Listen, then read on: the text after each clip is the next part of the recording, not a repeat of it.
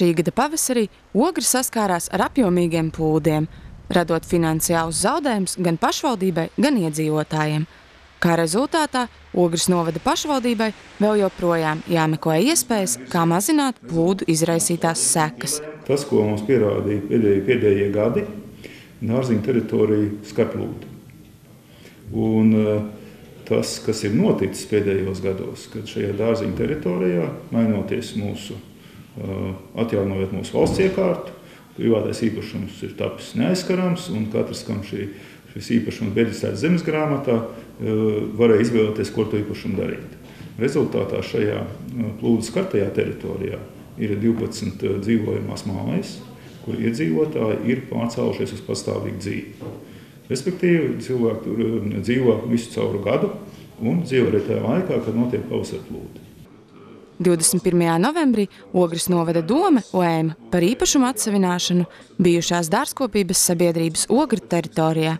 Kā skaidro domes priekšsēdētājs, teritorijā dzīvojošie iedzīvotāji iedalās divās daļās. Vieni nepiekrīt īpašuma atsavināšanai, savukārt otri izvērtē nākotnes iespējas un izsaka vēlmi mainīt dzīves vietu. Lēmuma būtība nav, kad kādu taisās piespiedu kārtā izlikt no šīs teritorijas vai piespiest viņu pārcelties un tādējādā veidā atņemt šo īpašumu. Tie iedzīvotāji, kuri dzīvo pastāvīgi un kuri vēlas no šīs teritorijas pārcelties prom, mēs viņiem palīdzam. Palīdzam ar šo atsavināšanu, tādā veidā pats saņemot novērtējumu esošiem īpašumiem un izmaksāt kompensāciju. Taču uz šo brīvprātīgo atsavināšanu un kompensāciju var pretendēt tikai iedzīvotāji, kuriem līdzšinējā dzīvesvieta ir vienīgā. Līdz šim pašvaldība saņēmusi 2 iesniegumus no šajā teritorijā dzīvojošiem, kuri piekrīt īpašuma atsavināšanai. Tad ir viņa rakstiskais iesniegums, kad viņi lūdz šo īpašumu atsavināt, sakrāt to, ka šī ir plūdu teritorija.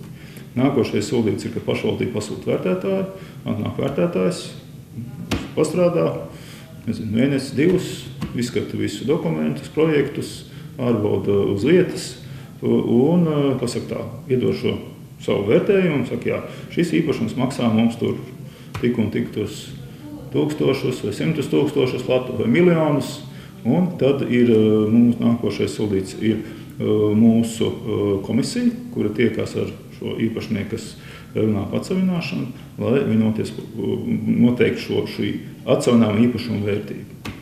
Respektīvi noteikti to summas vērtību, kāda tiek izmaksāta atsavinot šo īpašumu.